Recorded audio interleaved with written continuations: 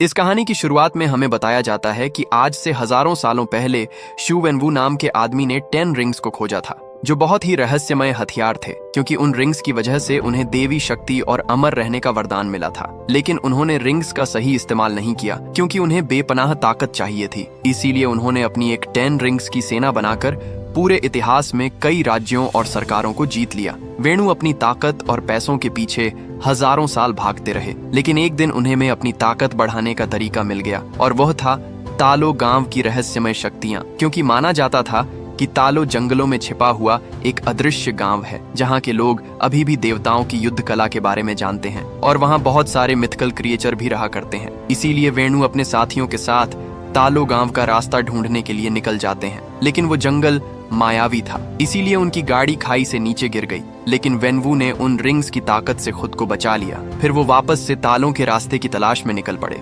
जहां उनकी मुलाकात यिंगली से हुई, जो तालों की गार्डियन थी। वेनवू ने उससे तालो गांव का रास्ता पूछा, लेकिन यिंगली ने उसे तालों का रास्ता बताने से मना कर दिया और कहा कि तालों में आपके लिए कोई जगह नहीं है। इसी बात को लेकर उन दोनों में लड़ाई शुरू हुई, लेकिन यिंगली ने तालों की शक्तियों से वेणु को हरा दिया। मगर इस लड़ाई में उन दोनों को एक दूसरे से प्यार हो गया, और उन दोनों के 2 बच्चे हुए। शंग-ची और श्यालिंग वेणु को अब अपना परिवार मिल गया था, इसीलिए उसने अब सब बुरे काम छोड़ दिए और उन रिंग्स को भी एक बॉक्स में बंद कर दिया। अब वो खुशी से रहने लगे थे। शांग अपनी माँ से पूछता है कि अगर डैड के रिंग्स इतने ताकतवर थे तो आपने उन्हें कैसे हरा दिया। तो यिंगली उसे बताती है कि जहां से मैं हूं वहां के सभी लोगों को महारक्षक ड्रैगन की जादुई शक्तियों का वरदान मिला है, और जिस पर हमारे ड्रैगन की कृपा होती है वह कहीं बड़े बड़े कारनामे कर सकता है। यिंगली अपने बेटे को एक लॉकेट देती है और उसे कहती है कि जब भी तुम्हें लगे कि तुम रास्ते से भटक गए हो तो तुम्हें घर का रास्ता दिखाएगा, इसीलिए हमेशा इसे अपने पास रखना। अभी इनका पूरा परिवार खुश था, लेकिन एक दिन जब वेणु घर पर नहीं थे तभी आयरन गैंग के लोग उनके घर पर आ गए। क्योंकि वेणु ने पहले उन्हें मिटाने की कोशिश की थी, इसलिए वह अब अपना बदला लेना चाहते थे। यह देखकर यिंगली ने शंग-ची और श्यालिंग को अंदर भेज देती है। फिर यिंगली आयरन गैंग का सामना करने के लिए तैयार हो जाती है। लेकिन अब यिंगली के पास अपनी पावर नहीं थी, क्योंकि उसने वेणु से शादी करने के लिए अपनी सारी शक्तियां त्याग दी थी, इसलिए वह आयरन गैंग का सामना नहीं कर पाती। वेणु जब घर आकर यिंगली की लाश देखता है तो अंदर से पूरी तरीके से टूट जाता है, और अब वो वापस उन रिंग्स को पहनकर नरसंहार करना शुरू कर देता है। अब वो शंग-ची को भी मार्शल आर्ट की ट्रेनिंग देना स्टार्ट कर देता है, और कुछ ही सालों में शंग-ची मार्शल आर्ट में माहिर हो जाता है। तो वेणु ने 14 साल की उम्र में आयरन गैंग के लीडर का मर्डर करने के लिए भेजते हैं। वो शंग-ची को कहते हैं कि हमने तुम्हारी माँ के कातिल को ढूंढ लिया है, इसलिए उसे खत्म करना तुम्हारा फर्ज भी है और हक भी। इसीलिए जब तुम वापस लौटोगे तो फिर से 10 रिंग्स के सामने दुनिया झुक जाएगी। फिर शंग-ची अपने मिशन पर निकल जाता है, लेकिन वो अपने मिशन को पूरा करने के बाद सेंट फ्रांसिस्को भाग जाता है, क्योंकि उसे लगता था कि वो यह सब गलत कर रहा है, और अपना नाम बदलकर शोन रख लेता है। फिर हमें प्रेजेंट का सीन दिखाया जाता है, जहां शंग सुबह जल्दी उठकर केटी के घर की तरफ निकल जाता है, क्योंकि वो और केटी पिछले 10 सालों से काफी अच्छे दोस्त हैं, और अब वो साथ में कार पार्क करने का काम किया करते थे। एक दिन जब वो बस से अपने काम पर जा रहे होते हैं तो कुछ 10 रिंग्स आदमी के लोग उन पर हमला कर देते हैं, जिन्होंने शंग-ची के गले में लगे लॉकेट को लेने के लिए भेजा था। शांग उन्हें वो लॉकेट नहीं देना चाहता था, क्योंकि उसकी माँ की आखिरी निशानी थी, इसीलिए उस पर हमला कर देता है और उन सभी आदमियों को मार देता है। लेकिन तभी रेजर फिस्ट उस पर हमला कर देता है, क्योंकि रेजर फिस्ट 10 रिंग्स का सबसे खतरनाक योद्धा था और उसकी तलवार किसी भी चीज को काट सकती थी। शंग उसके वार से बचता जाता है, लेकिन रेजर फिश की तलवार की वजह से उस बस के ब्रेक फेल हो जाते हैं, जिससे वो बस आउट ऑफ कंट्रोल हो जाती है और बस ड्राइवर भी बेहोश हो जाता है। तो केटी बस को चलाने लगती है और शांग रेजर फिस्ट से लड़ने लगता है, लेकिन रेजर फिस्ट की तलवार की वजह से बस के 2 हिस्से हो जाते हैं। यह देखकर शांग सभी लोगों को दूसरी साइड पर ले जाता है और वो रेजर फिस्ट को धक्का देकर बस के बैक साइड में पटक देता है, जिससे वो डिब्बा अलग होकर क्रैश हो जाता है। लेकिन रेजर फिस्ट शंग-ची से रॉकेट लेने में कामयाब हो गया था। फिर दिखाया जाता है कि जब शंग घर वापस आता है तो मकाओ जाने की तैयारी करने लगता है, क्योंकि उसे पता था कि उसकी माँ ने उसकी बहन को भी सेम लॉकेट दिया था, इसीलिए उसे हासिल करने के लिए उसके पीछे जरूर जाएंगे। केटी शांग से पूछती है कि ये सब क्या चल रहा है और तुम कौन हो। तो शांग उसे बताता है कि जिन गुंडों ने हम पर हमला किया था वो गुंडे मेरे डैड ने भेजे थे, और अब वो मेरी बहन पर अटैक करेंगे, इसीलिए अब मुझे जाना ही होगा, क्योंकि ये मेरी बहन का सवाल है। केटी से कहती है कि मैं भी तुम्हारे साथ चल रही हूँ। फिर वो दोनों प्लेन से मकाऊ जाने के लिए निकल जाते हैं, जहाँ रास्ते में शांग केटी को अपनी सारी स्टोरी बताता है, लेकिन उसे झूठ कहता है कि मैंने वो मिशन पूरा नहीं किया। वो दोनों मकाऊ पहुंचते हैं, जहाँ वो इलीगल फाइट क्लब में जाते हैं, क्योंकि शालिंग ने उसे जो पोस्ट कार्ड भेजा था उस पर यही का एड्रेस था। शांग केटी के साथ लिफ्ट से ऊपर जाता है, लेकिन धोखे से शांग से कॉन्ट्रैक्ट शांगो 9 करवा लिया जाता है, क्योंकि शांग ने बस में जो फाइट की थी उसका वीडियो वायरल हो गया था। इसलिए उसे फाइट के लिए तैयार करते हैं, क्योंकि उनकी एक कंपनी डार्क वेब पर लाइव स्ट्रीम करती थी, जिस पर बहुत से लोग बेटिंग लगाते हैं। शांग जी जब फाइट के लिए ग्राउंड में जाता है तो उसका कंपीटिटर और कोई नहीं बल्कि उसकी बहन शालिंग ही होती है, जो शांग से बहुत गुस्सा थी, क्योंकि वो मिशन पर जाने से पहले उसे यह कहकर गया था कि वह 3 दिन में वापस आ जाएगा, लेकिन वह वापस नहीं लौटा। इस बात से गुस्सा होकर शालिंग उसे बहुत मारती है, जिससे शांग उस लड़ाई में हार जाता है। फिर मैच खत्म होने के बाद शालिंग जब शांग से मिलती है तो उसे पूछती है कि तुम मुझसे क्या चाहते हो। तो शांग उसे कहता है कि 10 रिंग्स आर्मी ने सैन फ्रांसिस्को में मुझ पर हमला किया था और वो मेरा लॉकेट ले गए, और अब वो तुम्हारे पीछे आएंगे, क्योंकि तुम्हारे पास भी मॉम का सेम लॉकेट है और जरूर डैड हमारे लॉकेट से कुछ बुरा करना चाहते हैं। तो शालिंग उसे कहती है कि जब तुम मुझे अकेला छोड़कर गए थे तब मुझे तुम्हारी जरूरत थी, लेकिन तुम नहीं लौटे तो मैं समझ गई कि मुझे तुम्हारी कोई जरूरत नहीं है और मैंने जगह अपने दम पर बनाना ही है। इसीलिए ना तो मुझे पहले तुम्हारी जरूरत थी और ना अब है। तो शांग उसे कहता है कि फिर तुमने मुझे वो पोस्ट कार्ड क्यों भेजा। तो शालिंग उसे कहती है कि ये पोस्ट कार्ड मैंने तुम्हें नहीं भेजा। तो इससे शांग समझ जाता है कि उसके डैड ने उसे फंसाया है। तभी वहाँ 10 रिंग्स के लोग आकर उन पर हमला कर देते हैं, लेकिन शालिंग अपने साथियों के साथ वहाँ से निकल जाती है, मगर वो शांग और केटी को वहाँ अकेला छोड़ देती है। शांग वहाँ से भागने के लिए बिल्डिंग का कांच तोड़ देता है। वो केटी को भी बाहर आने को कहता है, लेकिन के बेटी डर रही होती है, क्योंकि उसे बांस की डंडियों पर चलना था। तो शांग उसे कहता है कि एक बार हम नीचे चले गए तो हम यहाँ से भाग सकते हैं। तो केटी भी मान जाती है। फिर वो दोनों साथ में लिफ्ट तक जाने लगते हैं, लेकिन तभी 10 रिंग्स आर्मी के लोग उन्हें देख लेते हैं। तो शांग केटी को कहता है कि तुम आगे जाओ, मैं इन्हें रोकता हूँ। फिर शांग सभी लोगों से लड़ने लगता है। केटी जब आगे जाने लगती है तो एक फाइटर उस पर अटैक करके उसे नीचे गिरा देता है, लेकिन तभी शेलिंग वहाँ आकर उसे बचा लेती है। फिर शालिंग और शांग साथ में रिंग्स आर्मी के साथ लड़ने लग जाते हैं। शांग शेलिंग से कहता है कि तुम तो हमें मरने के लिए छोड़ गई थी। तो शेलिंग उसे कहती है कि अब तुम समझ गए होंगे कि जब कोई मुसीबत के वक्त तुम्हें छोड़कर चला जाता है तो कैसा लगता है। फिर वो दोनों मिलकर उन सभी आदमियों को मार देते हैं। तभी वहाँ 10 रिंग्स आर्मी का सबसे खतरनाक आदमी डेथ डीलर आता है, जो शेलिंग पर अटैक करके उससे न लॉकेट लेकर चला जाता है। यह देखकर शांग डेथ डीलर के पीछे जाता है और उसे वहां से भागने से रोक लेता है। उन दोनों के बीच फाइट स्टार्ट होती है, लेकिन शांग में सालों का गुस्सा भरा हुआ था। जब डेथ डीलर ने उसे टॉर्चर किया था, इसलिए उसे पकड़कर मारने लगता है, लेकिन तभी शांग के डैड वहां आकर उसे रोक लेते हैं। वो शांग को कहते हैं कि मुझे तुम्हारी बहुत याद आई। फिर वो उन सभी को लेकर घर जाते हैं, जहां 10 रिंग्स आर्मी उनका स्वागत करती है। शेलिंग केटी को अपने रूम में लेकर जाती है, जहां केटी शेलिंग से पूछती है कि क्या तुम्हारे डैड हमें भी मार देंगे। तो शेलिंग उसे कहती है कि अगर तुम चुपचाप रहोगी तो डैड भूल जाएंगे कि तुम यहाँ हो, क्योंकि माँ के जानने के बाद वो पूरी तरीके से बदल गए हैं। उन्हें लगता था कि मैं उन्हें माँ की याद दिलाती हूँ, इसीलिए वो मेरी तरफ देखते भी नहीं थे। इसलिए मैंने अकेले ही मार्शल आर्ट की ट्रेनिंग करना शुरू की, क्योंकि मुझे लड़कों के साथ ट्रेनिंग अलाउ नहीं थी। इसीलिए मैंने उन्हें दूर से ही ट्रेनिंग लेते देखा और सब कुछ उनसे बेहतर सीखा। तो केटी उसे पूछती है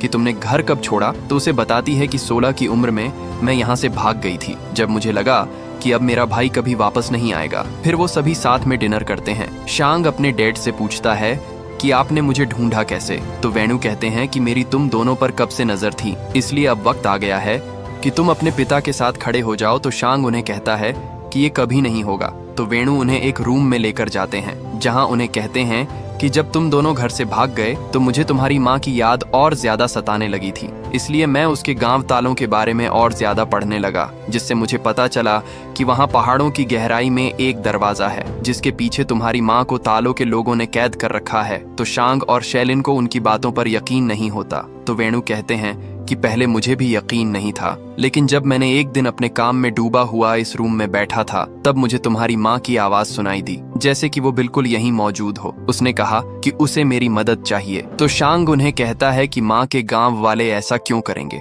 तो वेणु उन्हें बताते हैं कि जब हमें प्यार हुआ तो तुम्हारी माँ चाहती थी कि हम तालों में साथ रहे, इसलिए उसने अपने बुजुर्गों से इजाजत मांगी, पर उन्होंने मना कर दिया। उन्होंने कहा कि मैं इस लायक नहीं हूँ। इससे वेणु को लगता है कि यिंग ली आज भी जिंदा है, लेकिन तालों के लोगों ने उसे कैद कर रखा है। तो शांग अपने डैड को समझाता है कि मोम अब जा चुकी है। तो वेणु उन्हें होल में लेकर जाते हैं, जहां उनकी मोम के दिए हुए लॉकेट को जैसे ही ड्रैगन की आंखों में लगाते हैं तो उसमें से बहुत सारा पानी निकलकर अचानक से फ्रीज हो जाता है, और जब वो पानी जैसे ही नीचे गिरता है तो उसमें से एक रास्ता बनने लगता है। तो वेणु उन्हें बताते हैं कि तालों का रास्ता एक भूल भुलैया है, लेकिन जंगल के बीच एक सीधा रास्ता भी है जो साल में सिर्फ एक बार एकादशी के दिन खुलता है। लेकिन उसके लिए पता होना चाहिए कि रास्ता कब और कहां खुलेगा। और अब मुझे दोनों पता है। फिर वो अपनी पूरी 10 रिंग्स आर्मी को कहते हैं कि आज से 3 दिन बाद हम मेरी वाइफ को उसकी कैद से आजाद करवाकर घर वापस लाएंगे। फिर वो शांग से कहते हैं कि मैं इसलिए तुम्हें यहाँ लाया हूँ ताकि तुम अपनी माँ को घर लाने में मदद कर सको। तो शेलिंग उन्हें कहती है कि अगर गांव वालों ने आपको रोकने की कोशिश की तो आप क्या करेंगे। तो वेणु कहते हैं कि अगर उन्होंने ऐसा किया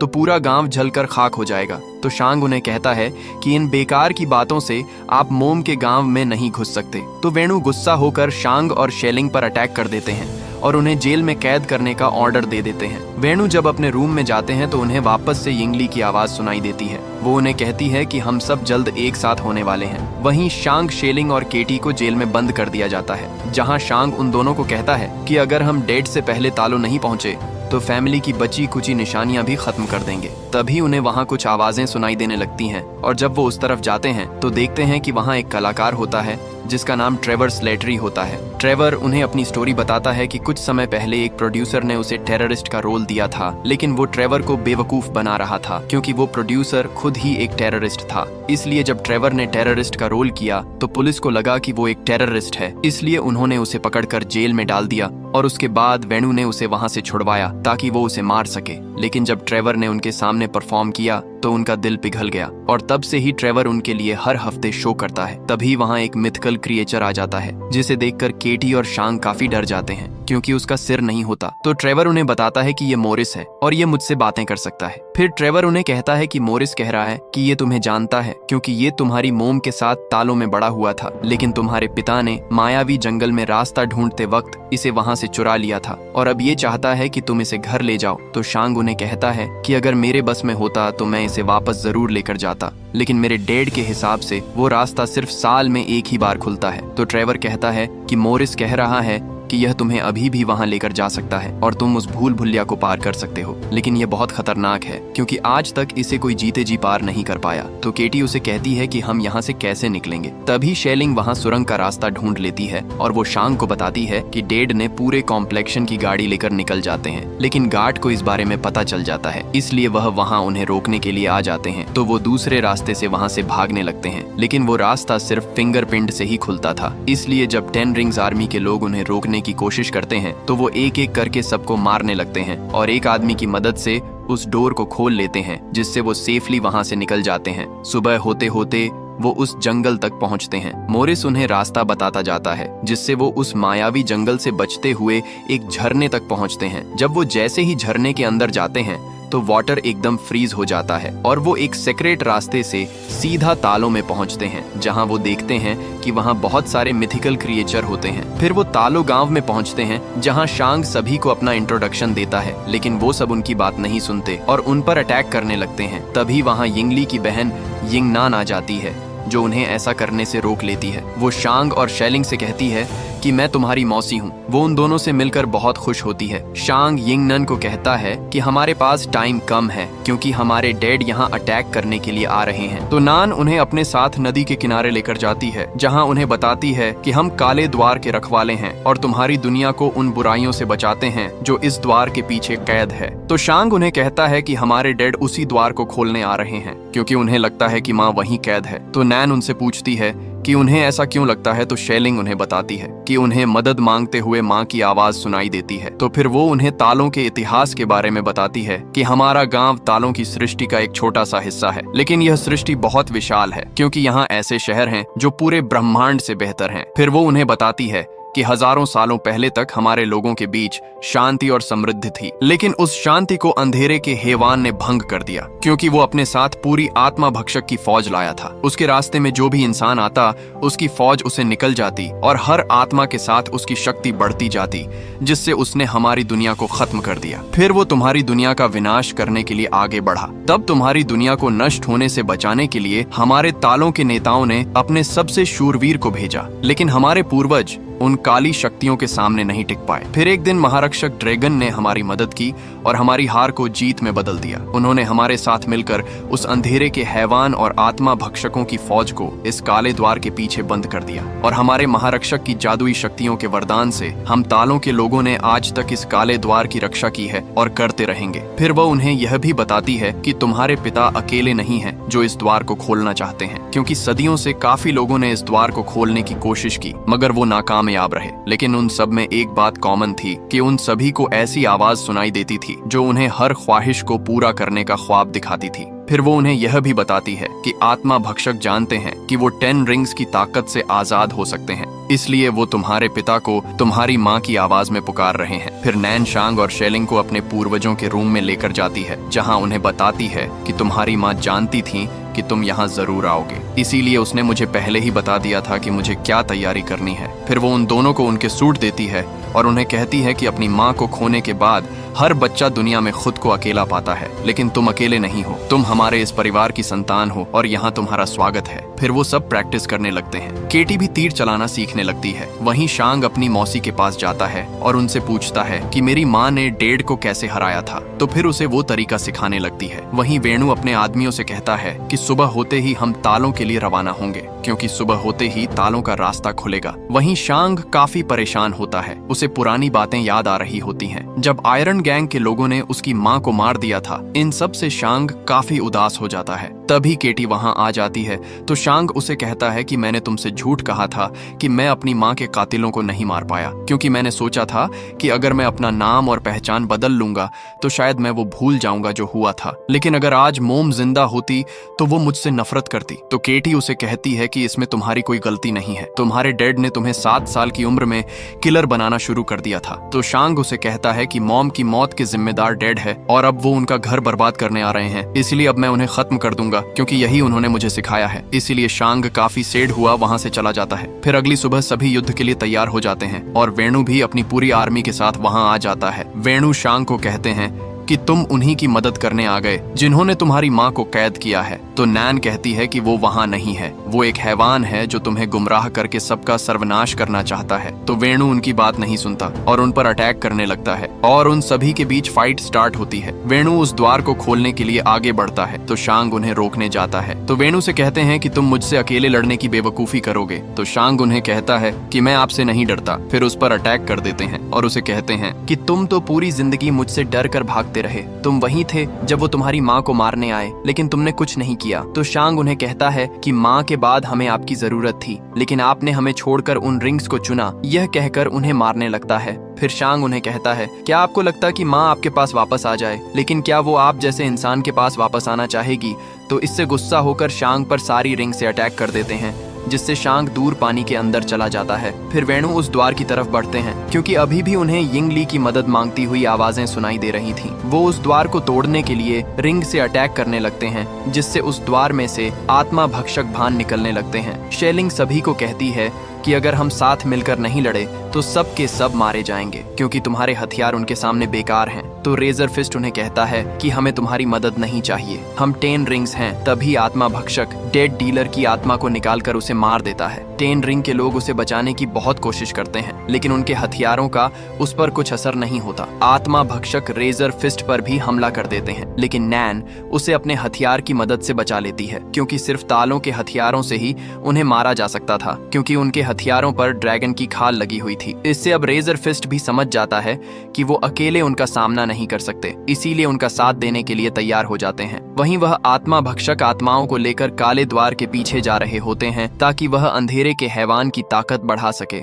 नैन शेलिंग को बताती है कि अगर अंधेरे के हैवान की ताकत और ज्यादा बढ़ गई तो उसे कोई रोक नहीं पाएगा। फिर वो सभी हथियार लेकर उन आत्मा पक्षकों का सामना करने के लिए पानी की तरफ जाने लगते हैं। वहीं शांग उस पानी में डूब रहा होता है। तभी उसे अपने बचपन की बातें याद आने लगती हैं, जब उसकी मोम ने उसे कहा था कि डरो मत, ड्रैगन का आशीर्वाद हमेशा तुम्हारे साथ है और तुम मेरे और तुम्हारे डैड के अच्छाई का हिस्सा हो, इसीलिए जो भी हमने तुम्हें दिया है उसे दिल से अपना लो। तभी शांग की आंख खुल जाती है और महारक्षक ड्रैगन भी गहराई से निकलकर उसके सामने आ जाता है। वहीं वेणु अभी भी उस गेट को तोड़ने की कोशिश कर रहे थे, क्योंकि उन्हें अभी भी यिंगली की आवाजें सुनाई दे रही थीं। वहीं अब सभी मिलकर उन आत्मा भक्षकों पर हमला कर रहे होते हैं और तभी शांग भी ड्रैगन पर बैठकर बाहर आ जाता है और वो ड्रैगन भी उनकी मदद करने लगता है। तभी नान शांग से कहती है कि तुम्हें अपने पिता को रोकना होगा, तो शांग अपने डैड के पास जाकर उन पर अटैक कर देता है। वो उन्हें समझाता है कि माँ वहाँ नहीं है, लेकिन वेणु उसकी बात नहीं सुनते और उन दोनों में फाइट होने लगती है। शांग अपनी माँ की बचपन में सिखाई हुई स्किल का यूज करता है, जिससे वो 5 रिंग्स को अपनी तरफ कर लेता है और वो वापस फाइट करने लगते हैं। वेणु वो अपनी 5 रिंग से शांग पर अटैक कर देते हैं, लेकिन शांग ची भी खुद को रिंग की मदद से बचा लेता है और अब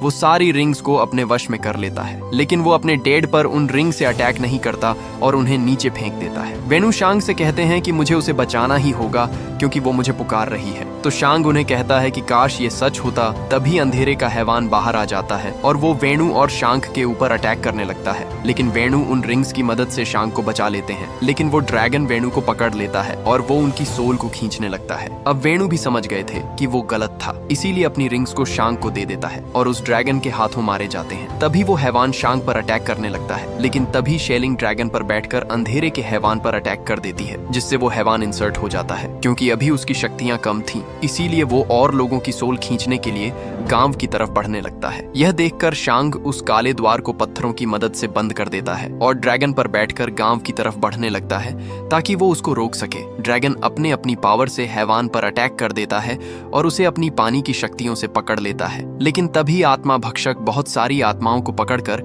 हैवान के मुंह में डाल देते हैं, जिससे उसकी शक्तियां और ज्यादा बढ़ जाती हैं और वो ड्रैगन की पकड़ से आजाद हो जाता है। फिर वो हैवान ड्रैगन को पकड़कर उसकी सोल को निकालने लगता है। वहीं ग्वांगबो केटी से कहते हैं कि अगर हैवान को हमारे ड्रैगन की आत्मा मिल गई तो उसे कोई नहीं रोक पाएगा, इसीलिए हमें उसके गले पर निशाना लगाना होगा। वो साथ में उस पर निशाना लगाने लगते हैं, लेकिन तभी एक आत्मा भक्षक ग्वांगबो को पकड़कर उसकी आत्मा निकाल लेता है। यह देखकर केटी काफी डर जाती है, क्योंकि उसके पास एक ही तीर बचा हुआ था और उसने अभी एक दिन पहले ही तीर चलाना सीखी थी। वहीं वो हैवान शेलिंग को भी पकड़कर उसे मारने लगता है, लेकिन शांग अपनी बहन का हाथ पकड़ लेता है। शेलिंग उसे कहती है कि तुम्हें मेरा हाथ छोड़ना होगा, वरना वो हैवान ड्रैगन की आत्मा निकाल लेगा। तो शांग उसे कहता है कि मैं तुम्हें दोबारा नहीं छोड़ सकता। वो हैवान ड्रैगन की आत्मा निगलने लगता है, लेकिन तभी केटी उस हैवान के गले पर निशाना लगा देती है और उसका निशाना एकदम सही लगता है। ड्रैगन की सोल निकलने से बच जाती है। ड्रैगन हैवान को नीचे पानी के पास लेकर जाता है और उसे अपनी पावर की मदद से पकड़ लेता है। शांग अपनी रिंग्स की मदद से उस हैवान पर जाकर उन रिंग्स को हैवान के सीने में भर देता है और उन रिंग्स को कामयाब स्टाइल में मूव करके उस ड्रैगन को मार देता है, जिससे सारे आत्मा भक्षक भी मर जाते हैं। फिर ड्रैगन शेलिंग और शांग को लेकर किनारे पर आ जाता है, लेकिन इस लड़ाई में बहुत से लोग मारे जाते हैं। फिर रात को वो उन सभी लोगों को सम्मान देते हैं जिनकी वजह से उन्होंने नया सवेरा देखा था और अब वो ड्रैगन वापस आसमान में लौट जाता है, क्योंकि अब अंधेरे के हैवान का अंत हो चुका था। फिर हमें दिखाया जाता है कि शांग और केटी वापस सैन फ्रांसिस्को जाकर अपनी ये स्टोरी अपने दोस्तों को सुना रहे होते हैं, लेकिन उन्हें उनकी बातों पर यकीन नहीं होता और उनसे पूछते हैं कि अगर यह सच है तो तुम्हारी बहन कहाँ गई। तो शांग उन्हें कहता है कि वो तो घर गई है मेरे डैड के गैर कानूनी धंधे बंद करवाने के लिए, लेकिन उन्हें उनकी बातों पर यकीन नहीं होता। तभी वहाँ वंग उन्हें लेने के लिए आ जाते हैं। वंग शांग से पूछता है कि क्या तुम्हारे पास अभी भी